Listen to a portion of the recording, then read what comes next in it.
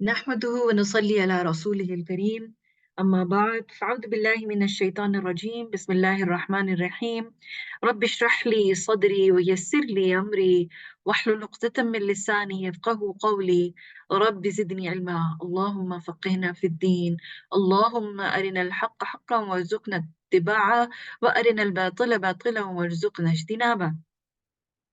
رمضان شهر القرآن، قرآن کے نزول کا مہینہ. ہم دیکھتے ہیں آج ہم قرآن کے لیے جمع ہوئے قرآن کا علم حاصل کرنے، اور اس کو قرآن کا مہینہ کیوں کہا جاتا ہے؟ شهر رمضان الذي أنزل فيه القرآن هدى للناس وبينات من الهدى والفرقان فمن شهد منكم الشهر فليصمه ومن كان مريضا أو على سفر فعدة من أيام أخر يريد الله بكم اليسر ولا يريد بكم العسر ولتكملوا العدة ولتكبروا الله على ما هداكم ولعلكم تشكرون.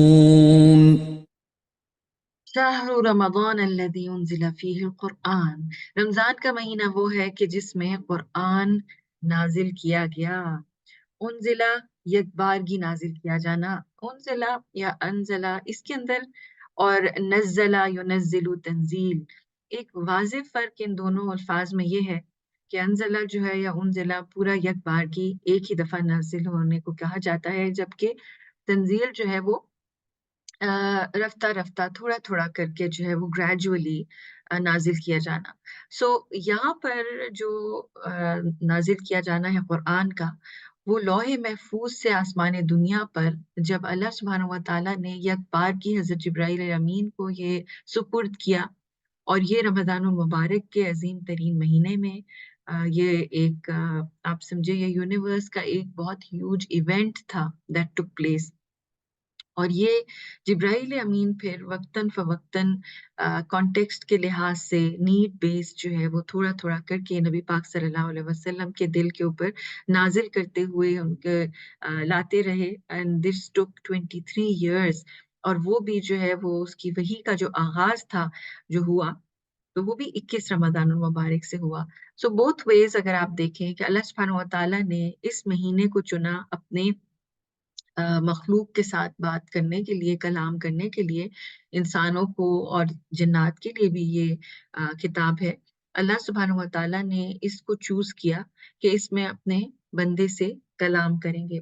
اور پھر یہ کہ یہ وہ مہینہ ہے کہ اس میں قرآن جو نازل ہوا، جو اللہ کی کتاب یہ نازل ہوئی، جو اللہ کا کلام نازل ہوا، اس میں سب سے بڑی چیز کیا ہے؟ ہدی للناس، لوگوں کے لیے ہدایت ہے. صرف مسلمانوں کے لیے ہدایت نہیں کہی گئی، ہر انسان کے لیے ہدایت ہے، چاہے وہ کسی بھی دین سے تعلق رکھتا ہو. اگر وہ قرآن کھولتا ہے تو اس کو اس سے ہدایت ملے گی، اگر وہ ہدایت کا متلاشی ہے، اگر وہ واقعی جستجو رکھتا ہے. وَبَيِّنَاتٍ مِّنَ الْهُدَىٰ، اور اس کو ہدایت کی روشن دلیلیں بھی مل جاتی ہیں، پروفس بھی مل جاتے ہیں کہ یہ ہدایت ہے. یعنی اس کو کسی کو پروف نہیں کرنا پڑتا کہ یہ سچی ہدایت اور گائیڈنس ہے اس میں. اور حق اور باطل کے درمیان امتیاز یعنی الفرقان بھی یہاں پر انسان کو مل جاتا ہے. سچ اور جھوٹ میں تمیز بھی مل جاتی ہے اس کو پڑھ کر.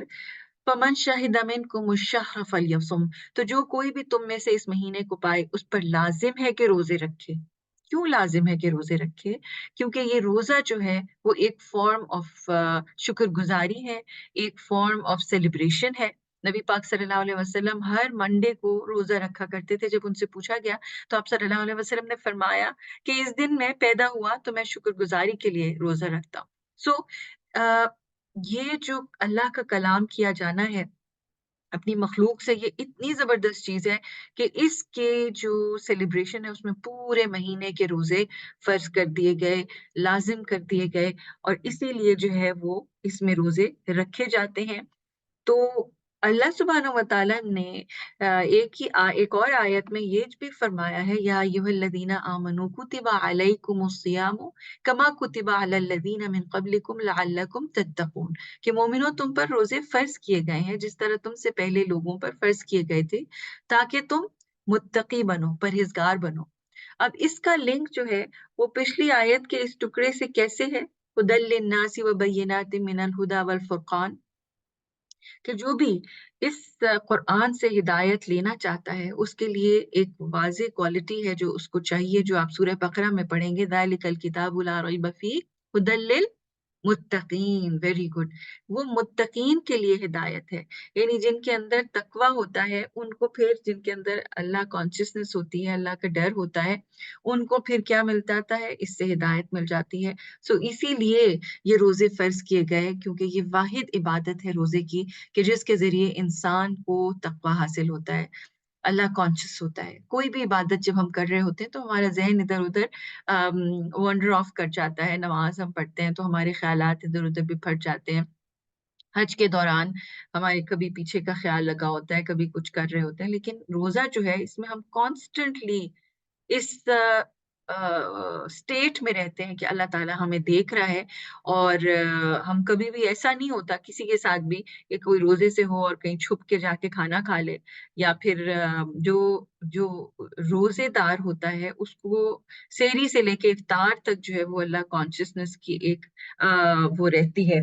तो ये जो अल्लाह कॉन्शियसनेस है, ये इंसान के अंदर कॉन्स्टेंटली रासिख रहती है, जिसकी वजह से उसके अंदर कुरान की समझ और हिदायत जो है वो उसके दिल में उतर जाती है।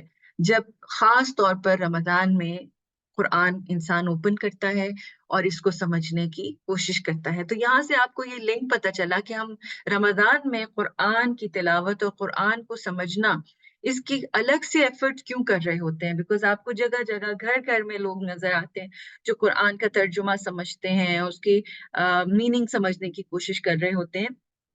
और ये महीना खास है क्योंकि सल्फ़े सालिहीन, आप देखें ताबा ताबईन ताबईन, सहाबा कराम, अ, नबी पाक सल्लल्लाहु अलैहि वसल्लम के वक्त से लेके आगे तक जो भी आपको उलमा मिले, वो अपनी जो रिसर्चेस थी या और उलूम के ऊपर वो काम कर रहे होते थे, चाहे वो अकीदा है, चाहे वो हदीस है, कोई भी चीज है, उसको वो रमजान के महीने में रोक देते थे और वो फुल कंसंट्रेशन जो है वो कुरान के ऊपर कर देते थे। सो ये जरूरी है कि फिर हम इसमें इस जो महीना है इसको फुली इस्तेमाल करें, रोजे रखें, और उस रोजे के जरिए जो तकवा का हुसूल है उसके जरिए अपने कुरान की मीनिंग्स और उसके जो हिदायत है, उसके जो मतलब और मानी है उसको अच्छी तरह समझ जाएं।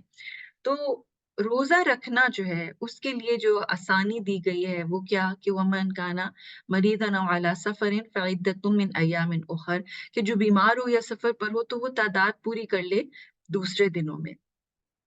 अब यहाँ पे माफ नहीं कर दिया गया कि बीमार हो तो चलो जी कोई बात नहीं, रहने दो, छोड़ दो, नहीं। अगर इंसान ठीक हो जाए, सफर इंसान का जब खत्म हो जाए, तो उसने वो गिनती पूरी करनी है, इसलिए क्योंकि इंसान के लिए एक साल में कम से कम 30 डेज का, या वो जो 29 डेज का एक ट्रेनिंग पीरियड है, वो उसके लिए जरूरी है, उसकी जिस्मानी ग्रोथ के लिए, नशोनुमा के लिए, उसकी स्पिरिचुअल, उसकी मेंटल, हर चीज जो जो उसकी कैफियत है उसको बेहतर करने के लिए और उसकी ग्रोथ के लिए। और इस सब में अल्लाह सुब्हानहू व तआला क्या कह रहा है, युरीदुल्लाहु बिकुमुल युस्रा, वो तुम्हारे साथ आसानी चाहता है, वला युरीदु बिकुमुल उस्र, वो तुम्हारे साथ मुश्किल नहीं करना चाहता, तुम्हें मुश्किल में नहीं डालना चाह रहा, तुम्हें तुम पे सख्ती नहीं कर रहा। सो ये रोजे रखवाना, कुरान का पढ़ना, इससे हिदायत हासिल करना, ये सब जो है वो इंसान को असल में आसानी की तरफ लेके जाता है और उससे मुश्किलें और तंगियां जो है वो दूर कर देता है। वली तुकमिलुल इद्दता, ताकि तुम तादाद को पूरी करो, तादाद पूरी करना भी लाजमी है। वली तुकब्बिरुल्लाह अला मा हदाकुम, ताकि तुम बड़ाई करो अल्लाह की उस पर जो उसने तुम्हें हिदायत बख्शी है।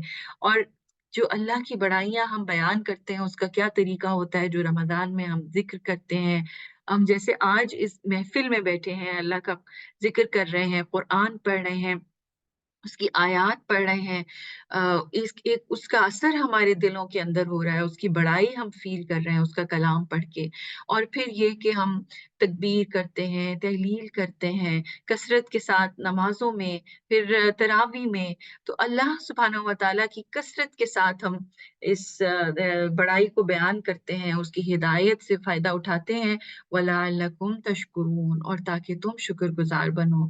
تو قرآن کا پڑھا جانا، اس کو سمجھنا، روزوں کا رکھنا، یہ افطار کے ٹائم پہ شکر گزاری کی کیفیت، یہ تمام چیز جو ہے وہ انسان کے اندر انتہا درجے کا گریٹیٹیوڈ پیدا کرتی ہے، جس کے لیے اس پورے منتھ کو ایک ٹریننگ پیریڈ بنا دیا گیا، ایک خاص ایکسپیرینس بنا دیا گیا، جو انسان جو ہے وہ اپنے رب کے ساتھ جس کے ذریعے سے تعلق قائم کرتا ہے۔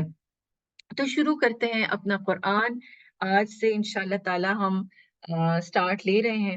بسم اللہ الرحمن الرحیم، الحمد للہ رب العالمین، الرحمن الرحیم، مالک یوم الدین، ایاک نعبد و ایاک نستعین، اہدنا الصراط المستقیم، صراط الذین انعمت علیہم غیر المغضوب علیہم ولا الضالین، آمین۔ میں شروع کرتی ہوں اللہ کے نام سے جو نہایت مہربان اور بے انتہا رحم کرنے والا ہے۔ سب تعریف اللہ کے لیے ہے جو سارے جہان کا پالنے والا ہے، نہایت مہربان، بے حد رحم کرنے والا۔ اللہ سبحانہ و تعالی، اس کی تمام حمد اور ثنا، اس کی تعریف اور ہر قسم کی جو پریز ہے، جو تعریف ہے، جو آسمان اور زمین کے درمیان ہو سکتی ہے پاسبل، وہ صرف اللہ ہی کے لیے ہے۔ صرف اللہ تعالیٰ ڈیزرو کرتا ہے کہ اس کی تعریف، اس کی حمد، اس کی ثنا کیا جائے، اور انتہا شکر کے ساتھ یہ تسبیح اور تقدیس بیان کی جائے، اور اس کی جو اللہ کی بڑائی ہے اس کو دل میں محسوس کرتے ہوئے۔ اور رب کا معنی ہے وہ آقا جس کی اطاعت کی جائے، وہ مالک جو تصرف کلی کا حق رکھتا ہے، یعنی مکمل طور پر کمانڈ اینڈ کنٹرول اس کے ہاتھ میں ہے، وہ ذات برتر جو تمام مخلوق کی اصلاح احوال کے لیے تصرف کا حق رکھتا ہے۔ یعنی انسان تو ہوتے ہیں، کئی ایک انسان بیچ میں آ جاتے ہیں، وہ سمجھتے ہیں جی ہمارے پاس بھی یہ حق ہے کہ ہم لوگوں کو کریکٹ کریں اور ان کو کمانڈ اینڈ کنٹرول کریں، لیکن اصل میں سوائے اللہ کے یہ حق کسی کو حاصل نہیں ہے۔ اور اللہ سبحانہ و تعالیٰ اس لیے رب ہے، پالنے والا، ذرے سے کمال تک پہنچانے والا۔ کس کا؟ العالمین کا، جو عالم کی جمع ہے۔ اللہ کے علاوہ ہر چیز کا اطلاق ہوتا ہے اس پہ، یعنی اللہ سبحانہ و تعالیٰ کے علاوہ ہر ایک اس کی مخلوق ہے، اور وہ تمام جہانوں کا آقا ہے، مالک ہے، اونر ہے، ان میں تصرف کرتا ہے۔ اور رب کا ایک معنی مربی بھی ہے، تربیہ سے مشتق، یعنی کہ وہ اپنی مخلوق کو بطور عام اور خاص مدبر، ان کی نشو و نما، ان کی افزائش کرنے والا، ذرے سے کمال تک پہنچانے والا۔ آپ سے دیکھیے ایک سیل سے ایک پورا ہیومن بینگ بن جاتا ہے۔ سو یہ ہے رب، اور یہ ہے اس کا کام اور اس کا کنٹرول اپنی مخلوق کے اوپر۔ اور وہ اتنا بڑا رب ہو کر بھی، رب العالمین ہو کر بھی، اپنی جو صفات بیان کر رہا ہے وہ کیا ہے؟ الرحمن الرحیم، رحم کرنے والا، بے انتہا، بہت ہی زیادہ اور بار بار رحم کرنے والا۔ مالک یوم الدین، قیامت کے دن کا مالک، قیامت کے دن کو کنٹرول اس کے ہاتھ میں ہوگا۔ اور اس کو دین کہا گیا کیونکہ یہ اگلے بدلے کا دن ہے۔ اس میں جو ہم نے دنیا میں کیا ہوگا اسی کا ہمیں بدلہ ملے گا، اگر اچھا کیا تو اچھا بدلہ، برا کیا تو برا بدلہ۔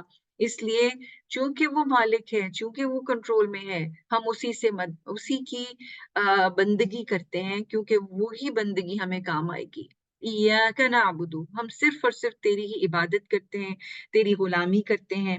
اور یہ جو بندگی ہے، یہ اتھا گہرائی میں جا کے جو ہے نا، اللہ کے آگے عاجز ہونے کا نام ہے، جس میں انسان اپنی میں کو مٹا لیتا ہے، اس کی اپنی کوئی عزت اور اپنی کوئی اس کا حیثیت نہیں رہتی کہ وہ کہتا ہے اللہ کے آگے بس میں کچھ بھی نہیں ہوں۔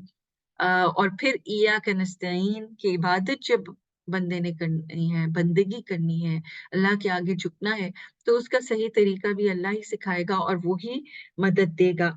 تو عبادت کا کیا مطلب تھا؟ ذلت اور خشوع و خضوع کے ساتھ اللہ کے آگے جھکنا، کمال محبت اور انتہائی خوف، یہ سب چیز ساتھ شامل ہوتی ہے اس جذبے میں، اور جس میں ہم استعانت یعنی مدد اللہ سے مانگ رہے ہیں۔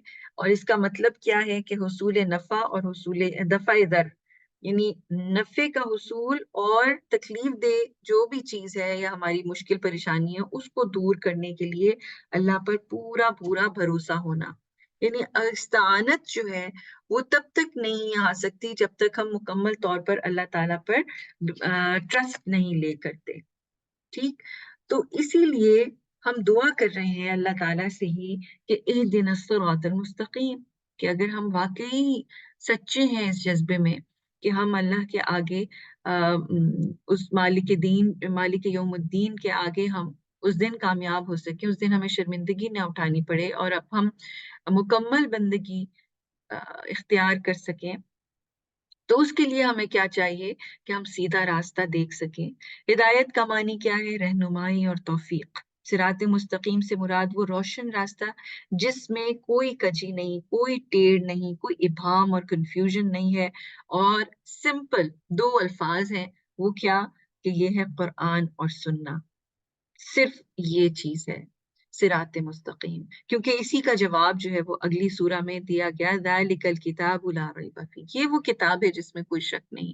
اگر کسی نے قرآن سے اگر کسی نے صراط مستقیم پر چلنا ہے اور they want to know کہ صراط مستقیم ہے کیا، تو پھر وہ کیا کریں گے؟ قرآن اور سنت، کیونکہ ذالک الکتاب لا ریب فیہ سے تو پتہ چل گیا کہ وہ قرآن ہے، ہدی للمتقین تقوی والوں کے لیے ہدایت ہے، اور تقوی کا جو ہائیسٹ لیول کے اوپر انسان جو تھے وہ نبی پاک صلی اللہ علیہ وسلم تھے۔ کتاب اور سننا دو چیزیں ہیں، واحد وہ دو چیزیں ہیں جو ہدایت کا سرچشمہ ہے، جس سے ہمیں ملے گی ہدایت، اور وہ باقی اس راستے کی ڈیٹیل بتا دی گئی کہ یہ کس کا راستہ ہے، صراط الذین انعمت علیہم، وہ لوگ جن پر تیرا انعام ہوا۔ اچھا، ہم جب سوچتے ہیں نا کسی کے پر انعام ہوا تو ہم آٹومیٹکلی کھٹ کر کے سوچنا شروع جاتے ہیں کہ وہ کوئی بہت بڑا ان کے پاس گھر ہوگا، گاڑی ہوگی، فائنینشلی بڑے ساؤنڈ ہوں گے، اولاد ان کی بڑی سکسیسفل ہوگی۔ یہ ساری چیز جو ہے وہ سکسیس میں نہیں آتی ہے۔ انعمت علیہم کون لوگ ہیں؟ اس کی خود قرآن میں تفسیر بیان کی گئی ہے کہ وَمَن يُطِعِ اللَّهَ وَالرَّسُولَ فَأُولَٰئِكَ مَعَ الَّذِينَ أَنْعَمَ اللَّهُ عَلَيْهِمْ مِنَ النَّبِيِّينَ وَالصِّدِّيقِينَ وَالشُّهَدَاءِ وَالصَّالِحِينَ وَحَسُنَ أُولَٰئِكَ رَفِيقًا، یعنی جو لوگ اللہ اور اس کے رسول کی اطاعت کریں گے وہ ان کے ساتھ ہوں گے جن پر اللہ نے انعام کیا، یعنی انبیاء، صدیقین، شہداء اور صالحین ان کے ساتھ ہوں گے، اور یہ لوگ بڑے ہی اچھے ساتھی ہوں گے۔ سورۃ النساء کی آیت نمبر 69 ہے۔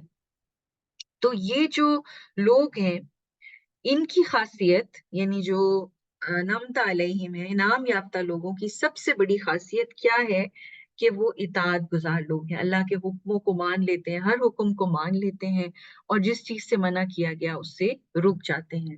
اور دو ٹائپس کے لوگ ہیں جن کا راستہ ان سے ہم چاہتے ہیں کہ ہم رکے رہیں، وہ ہیں نمبر 1 المغضوب علیہم، جن سے مراد تمام وہ لوگ ہیں جن کی نیت فاسد ہو گئی، نیت خراب ہو گئی، یعنی کہ ان کو پتا تو تھا کہ سچ کیا ہے، ان کو حق بھی پتا تھا، حق کی پہچان بھی انہوں نے کر لی تھی، لیکن پھر کیا ہوا کہ اس سے اعراض کرنا شروع کر دیا، اس کو چھوڑ دیا۔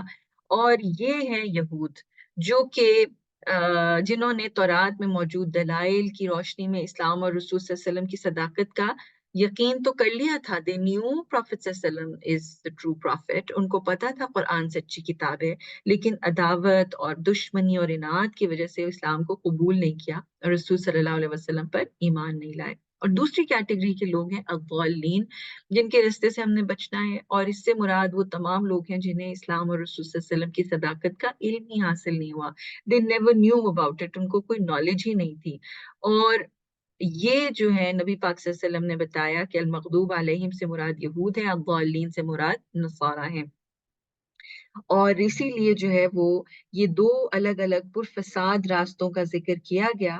یہود کا راستہ وہ اور نصارہ کا، تاکہ اہل ایمان دونوں راستوں سے بچ سکیں۔ یہود نے حق کو پہچاننے کے بعد اس کی اتباع نہیں کی، اس لیے اللہ کے غضب کے مستحق ہوئے، اور نصارہ نے حق کو پہچانا ہی نہیں، کیونکہ انہوں نے اس راہ کو اختیار ہی نہیں کیا جس پر چل کر آدمی حق پاتا ہے، سو وہ گمراہ ہو گئے۔ سو اگر ہم نے واقعی کہیں پہنچنا ہے، if we really want to reach somewhere، تو ہم نے تو اس کا میپ یا اس کی جو لوکیشن ہے اس کو پراپر فالو کرنا چاہیے۔ ہم وہاں پر سامنے لوکیشن لگا لیں اور کہیں نہیں نہیں میں نہیں مانوں گی، میں اپنی مرضی کروں گی، تو پھر ہم اس جگہ پہنچ تو نہیں سکتے اگر ہم راستے کا تعین کر ہی نہیں پا رہے، یا جو وہ بتا رہے ہیں اس سے الٹا جا رہے ہیں۔ تو اگر ہم واقعی صراط مستقیم پر چلنا چاہتے ہیں، جنت تک پہنچنا چاہتے ہیں، تو پھر ہمیں وہ راستہ اختیار کرنا پڑے گا جو اللہ سبحانہ و تعالیٰ نے دکھایا، اور جس کا آغاز جو ہے وہ ہم لرننگ کا اب کر رہے ہیں۔ بسم اللہ الرحمن الرحیم، سورۃ البقرہ۔ شروع اللہ کے نام سے جو نہایت مہربان اور بے حد رحم کرنے والا ہے۔ حضرت ابو ہریرہ رضی اللہ تعالیٰ کہتے ہیں رسول اللہ صلی اللہ علیہ وسلم نے فرمایا، اپنے گھروں کو قبر نہ بناؤ، جس گھر میں سورہ بقرہ پڑھی جاتی ہے اس میں شیطان داخل نہیں ہوتا۔ صحیح مسلم کی روایت ہے۔ ایک اور روایت میں ہے، ابو امامہ رضی اللہ تعالیٰ عنہ کہتے ہیں میں نے رسول صلی اللہ علیہ وسلم کو کہتے سنا، قرآن پڑھا کرو، وہ اس لیے کہ قیامت کے دن اپنے پڑھنے والوں کے لیے وہ سفارشی بن کر آئے گا۔ دونوں روشنی پھیلانے والی صورتیں یعنی سورہ بقرہ، سورہ آل عمران پڑھا کرو، دونوں قیامت کے دن اس طرح آئیں گی جیسے دو بادل ہوں یا چڑیاؤں کے جھنڈ ہوں، صف باندھے ہوئے اپنے پڑھنے والوں کی طرف سے دفاع کر رہی ہوں گی۔ سورہ بقرہ پڑھا کرو اس لیے کہ اس کا حاصل کرنا برکت ہے اور اس کا چھوڑ دینا باعث حسرت ہے، اور جادوگر لوگ اس کے پڑھنے والے پر اثر انداز نہیں ہو سکتے۔ شروع کرتے ہیں۔ الف لام میم۔ الف لام میم حروف مقطعات ہیں، اس کا معنی صرف اللہ سبحانہ و تعالیٰ کو معلوم ہے۔ آپ سمجھیے کہ ایک طرح سے اٹینشن لینے کے لیے بھی یہ حروف استعمال کیے جاتے تھے عربس میں، عربس کے لیے استعمال کیے گئے کہ ایک دم سے جو ہے نا انسان چوکنا ہو کے بات کو سنے۔ اور کیا بات شروع کی جا رہی ہے؟ ذَلِكَ الْكِتَابُ لَا رَيْبَ فِيهِ، یہ کتاب یعنی اس کتاب میں شک و شبہ کوئی نہیں، کوئی ڈاؤٹ نہیں۔ ہدی للمتقین، تقوی والوں کے لیے رہنمائی کرتی ہے، تقوی والوں کے لیے جو اللہ کانشیس ہے، جو اللہ تعالیٰ سے ڈرنے والے ہیں، ان کے لیے یہ ہدایت کا سرچشمہ ہے، ان کو اس سے بہت سی گائیڈنس مل جاتی ہے جو وہ چاہ رہے ہوتے ہیں۔ اور وہ لوگ کون ہیں متقین؟ الذین یؤمنون بالغیب، جو غیبی امور پر، جو اندیکھے پر ایمان لے کے آتے ہیں۔ یعنی اللہ تعالیٰ جب کہہ دیا اللہ تعالیٰ نے کہ میرے فرشتے ہیں، تو پھر وہ یہ نہیں کہتے ہاں جی دکھاؤ مجھے کوئی پروف چاہیے۔ قیامت کے دن کے اوپر جب اللہ نے کہہ دیا تو ایمان لے آتے ہیں۔ جب پتہ چل گیا کہ تقدیر اللہ نے لکھی ہے، بتا دیا، تو اس کے اوپر ایمان لے آتے ہیں۔ تو جو کچھ بھی ان کو نظر نہیں آ رہا، جس کا ادراک نہیں کر پا رہے، اس پر وہ مکمل ایمان رکھتے ہیں۔ کیوں؟ کیونکہ وہ اللہ کانشیس ہے، اللہ پر یقین ہے ان کو، اور اللہ تعالیٰ پر بلیف اسٹرانگ ہے۔ پھر وَيُقِيمُونَ الصَّلَاةَ، وہ نماز کو قائم کرتے ہیں، وَمِمَّا رَزَقْنَاهُمْ يُنْفِقُونَ، اور جو ہم نے ان کو رزق دیا اس میں سے وہ خرچ کرتے ہیں۔ اچھا، نماز جو ہے اس کو ادا کرنے کا معنی کیا، قائم کرنے کا، کہ وہ اس کے تمام ارکان، واجبات اور شرائط کے ساتھ اس کا پورا پورا خیال رکھتے ہوئے اس کو ادا کرتے ہیں، مکمل خشوع اور خضوع کے ساتھ، اور حضور قلب کے ساتھ، یعنی ان کا دل جو ہے وہ حاضر ہوتا ہے، وہ کسی اور خیالات میں نہیں ہوتے، بلکہ وہ کانشیسلی فوکس کر رہے ہوتے ہیں اس پر جو اللہ تعالیٰ سے وہ بات کر رہے ہیں نماز میں۔ اور وہ پھر ان سنتوں کو بھی ادا کرتے ہیں جو فرض نمازوں سے پہلے یا بعد میں نبی پاک صلی اللہ علیہ وسلم ریگولرلی پڑھا کرتے تھے۔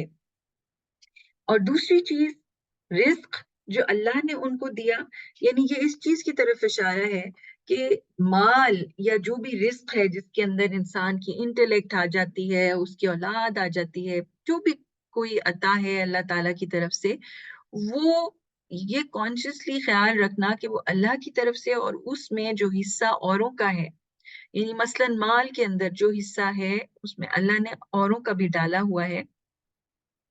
اور یہ نہیں زوم ہونا کہ ان کو یہ نہیں زوم ہوتا کہ یہ میں نے اپنے زور بازو سے کمایا ہے، and I deserve to spend every penny on of it، اور میں جس طرح مرضی اس کو اڑاؤں، یہ میری مرضی ہے۔ نو، ان کے اندر یہ کانشیسنس ہوتی ہے کہ اللہ نے دیا ہے اور اس میں اوروں کا جو حق ہے وہ بھی میں نے نکالنا ہے، اور اپنے رشتہ داروں کو، اپنے بہن بھائیوں کو، یا جو بھی مال سے محروم ہیں ان کو بھولا نہ جائے۔ والذین، اور جو لوگ ایمان لاتے ہیں اس کتاب پر جو آپ پر اتاری گئی، اور ان کتابوں پر جو آپ سے پہلے اتاری گئی، اور جو آخرت پر یقین رکھتے ہیں، یعنی کہ ان کے کام جو ہے، ان کے عمل آخرت اورینٹڈ ہوتے ہیں، آخرت کو سامنے رکھتے ہوئے وہ کام کرتے ہیں کہ آخرت میں مجھے کیا اس سے فائدہ ہوگا، تو پھر وہ کام کیا جائے، اور اگر نقصان ہوگا تو رک جائے۔ یہی لوگ اپنے رب کی سیدھے راہ پر ہیں، اور یہی لوگ کامیاب ہونے والے ہیں۔ بے شک جن لوگوں نے کفر کیا ان کے لیے برابر ہے کہ آپ انہیں اللہ کے عذاب سے ڈرائیں یا نہ ڈرائیں، وہ ایمان نہیں لائیں گے۔ وہ کیوں ایمان نہیں لائیں گے؟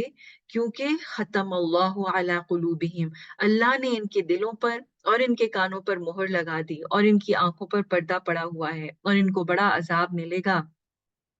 تو یہ لوگ جو دوسری کیٹیگری بتائی جا رہی ہے، یہ کفار کی کیٹیگری، ان کے دل جو ہیں وہ اللہ سبحانہ و تعالیٰ نے ان کو سیل لگا دیا، کیونکہ انہوں نے بار بار حق کو دیکھا اور اس کا انکار کیے گئے، ڈینائی کیے گئے۔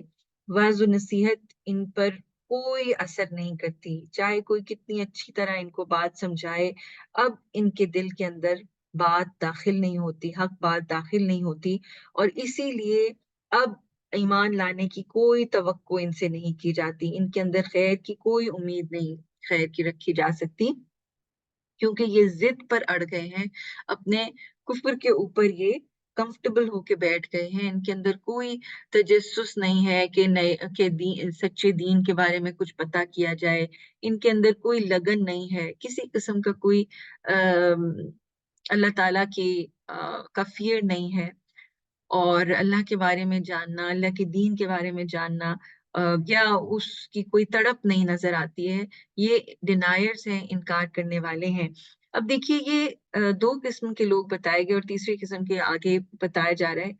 یہ انسان کے دل کی کیفیت کے بیسس پر تین کیٹیگریز بتائی گئی ہیں۔ پہلے وہ لوگ جن کے دل جو ہیں وہ بہت خوبصورت، صاف ستھرے اور ہدایت کے لیے، جسے کہتے ہیں منتظر دل، ہدایت کے لیے منتظر دل، تقوی سے لبریز دل۔